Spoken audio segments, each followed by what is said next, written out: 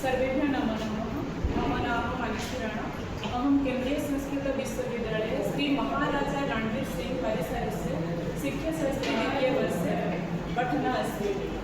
अद्य मम विषयः अस्ति शारीरिकशिक्षायाः लक्ष्यं महत्त्वम् उद्देश्यश्च। स्वस्थशरीरस्य निर्माणं बलबुद्धिश्च यत्र हि क्रीडाव्यायामयुक्तायाः सा शिक्षा शारीरिका।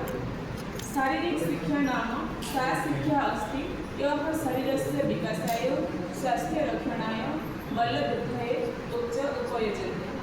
अस्याः क्रीडा व्यायाम योगाभ्यासः च अन्तर्भवति। शारीरिकशिक्षा मानवजीवने अत्यन्तं महत्त्वपूर्णा अस्ति। अद्यतनजीवने स्वास्थ्यस्य संरक्षणम् अति आवश्यकम् अस्ति। अतः शारीरिकशिक्षा महत्त्वं दिनं प्रतिदिनं वर्धते।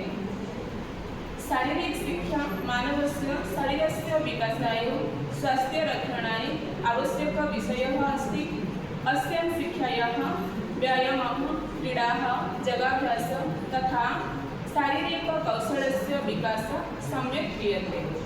शारीरिकशिक्षायाः मुख्यलक्ष्यं शरीरस्य सुदृढता, मनसः प्रसन्नता तथा अनुशासनस्य निर्माणं भवति।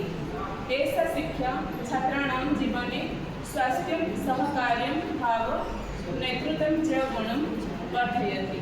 अतः शारीरिकशिक्षा न केवलं शरीरबलवत्तरं करोति, अपि तु व्यक्तित्वस्य समग्रविकासे अपि सहायकं भवति।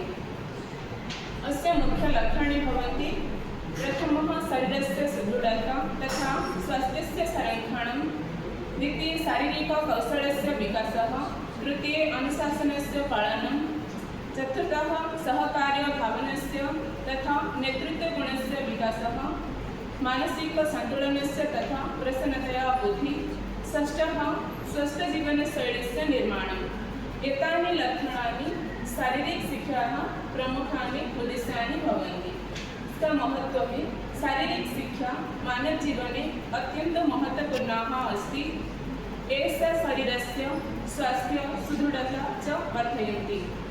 नियमितव्यायामेन रोगाः दूरं भवन्ति, शरीरं च सक्रियं भवति। एषा मनसः अपि विकासं करोति। व्यायामेन चित्तं प्रसन्नं भवति, तनावः न्यूनं भवति, एकाग्रता च वर्धते। अतः शारीरिकशिक्षा शरीरस्य, मनसः, समाजस्य च सम्यक् विकासाय अति आवश्यकः अस्ति। इसका उद्देश्य है शारीरिकशिक्षायाः मुख्य उद्देश्य स्वस्थशरीरे निर्माणं भवति। तो प्रथमः शरीरस्य सम्यक् विकासः। शरीरस्य सर्वेषाम् अवयवानां सम्यक् बुद्धिः भवति। मानसिकविकासः, मनसः एकाग्रता, धैर्यम्, आत्मविश्वासं च वर्धयति।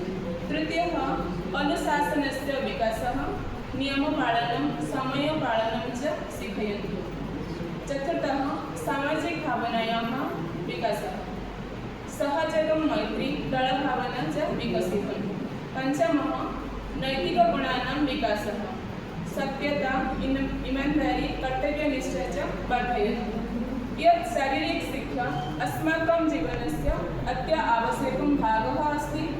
एषा न केवलं शरीरं स्वस्थं करोति, अपि तु सम्पूर्णव्यक्तित्वस्य विकासं करोति। अतः सर्वे शारीरिकशिक्षायाः पालनं कर्तव्यं। नमो नमः।